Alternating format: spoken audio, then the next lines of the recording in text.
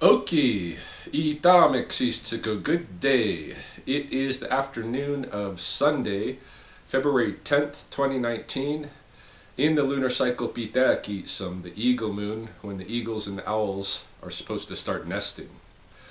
I failed, once again, to produce a Thursday weekly update video, but this week I think I have a pretty good excuse. I was on the road, and it would have been difficult to, narrate the video, nonetheless upload it. But I'll talk about that, what I was doing. I figured this afternoon I don't have too much going on. I'm here at Chelsea's apartment, alone, lifting weights, kind of loosely working on a couple of presentations that I have to deliver this week. And so I figure, today is an auspicious time to sit down and record an update and bring everybody to speed with what's going on in the life of Rye and how events are unfolding and all of that over the last week and a half or so. And normally I like to do these videos outside, as you know. Typically I'll take the camera and I'll go walk around in the forest main at Spokane, or I'll climb up and down the Muff or what have you in the coulees. But right now it is Arctic cold on the North American prairies. And if that cold finally reached Blackfoot territory here, and for the past week, we haven't seen temperatures much above 20 degrees below zero. And today it's about 30 degrees below zero. It's freaking cold. I haven't even I've been outside a little bit, because I can't stay indoors all the time, but you can't walk around for too long unless you're properly geared and all of that stuff, and I'm really not for this kind of cold. And I had to cancel both this week's and last week's Sunday morning walking talks in the coulees because nobody was going to show up anyway. My one student who's really consistently out there with me messaged and said she's going into hibernation while this cold front is coming through, and so she won't be coming along. So I just didn't bother. But they got a funny name for this weather system. They're calling it the Polar Vortex. Every time I hear that name, I don't know why, but it cracks me up, because when I think of a vortex, it's like a sci-fi thing, and I think of what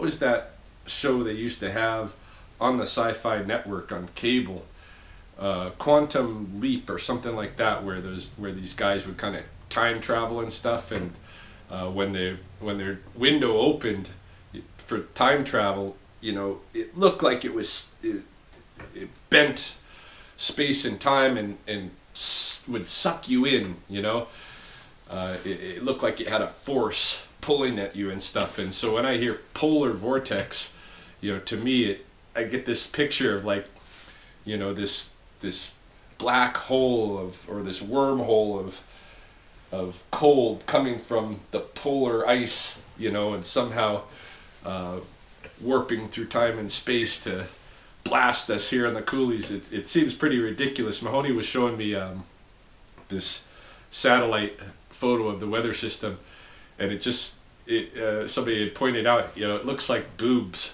are descending on the prairies. I'll see if I can get that image and nest it within this video.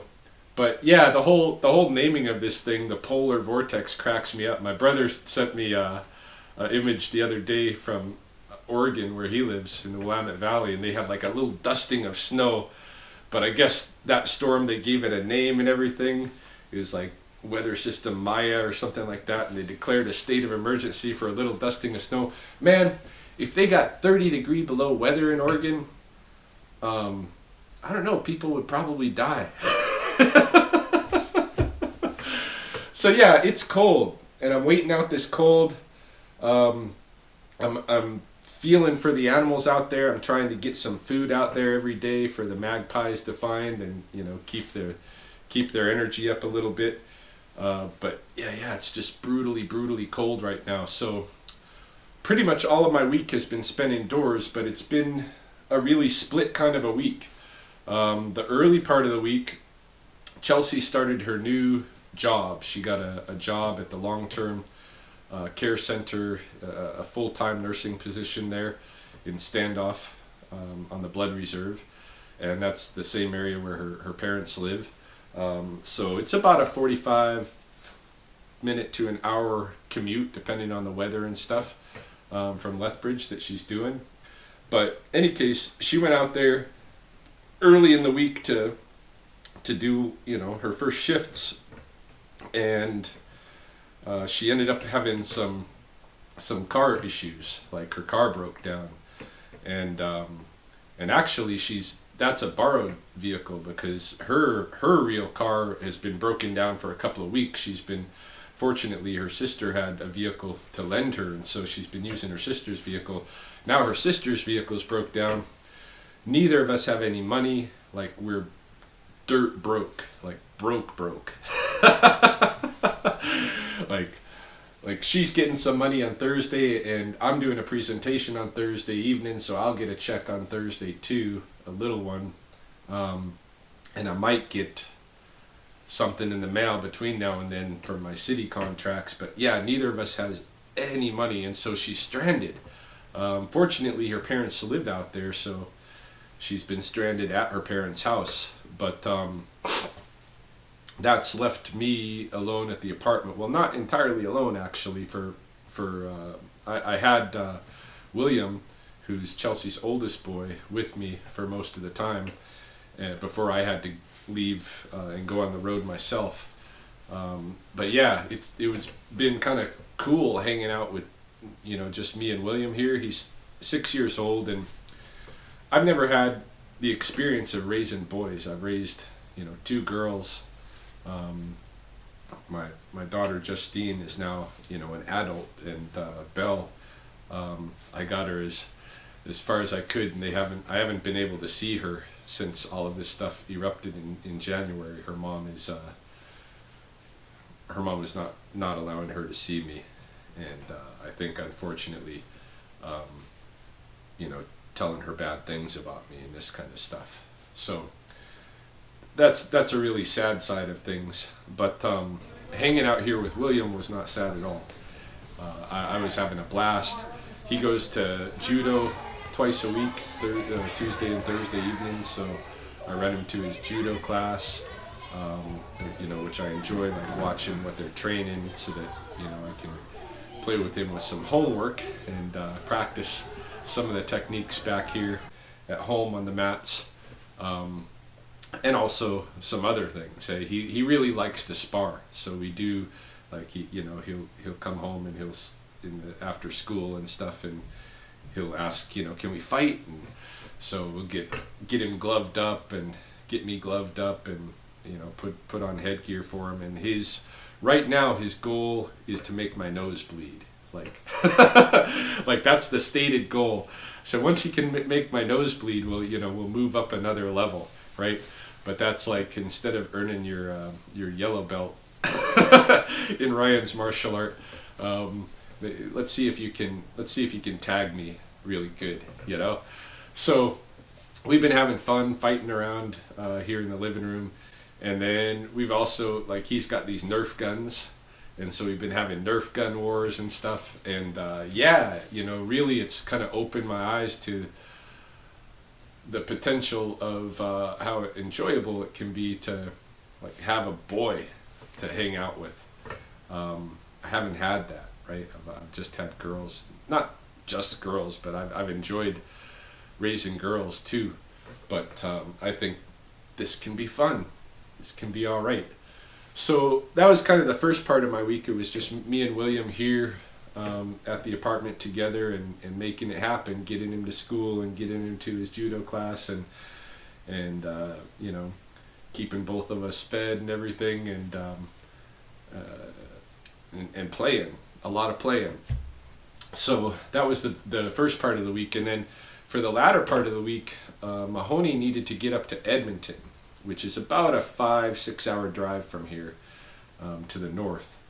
And she was going to deliver she did deliver a keynote speech at a library information and technologies kind of conference hosted by some students at the University of Alberta.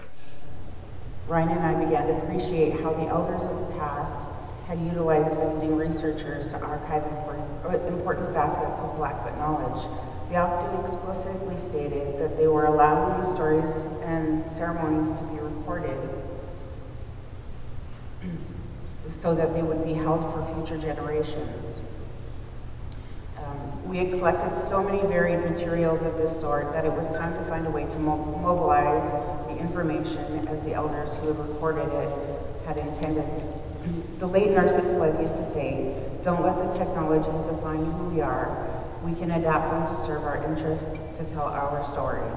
This is when. And so we drove up there Thursday, and I was really kind of concerned about what the experience was going to be like traveling together for a few days and, you know, staying in a hotel, right? Because we had to sleep up there, and having no money, I put all of this stuff on my credit card, this travel, knowing that the receipts will be submitted to the University of Alberta and they'll be reimbursing me, and so it will come back off of the credit card. But yeah, so I was a little bit concerned about how it might be, right, going up and staying together, and you know, being so broke, I only booked us one hotel room, but 2 beds, and I didn't know if we would have a bunch of drama and stuff like that along the way, but as it turned out, everything was actually really cool.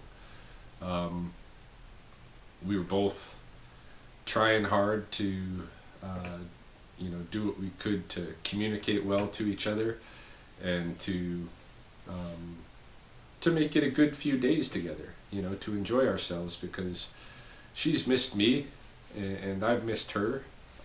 You know, we're family and stuff, and we've been together so long, you know, we got a friendship that is not replaceable.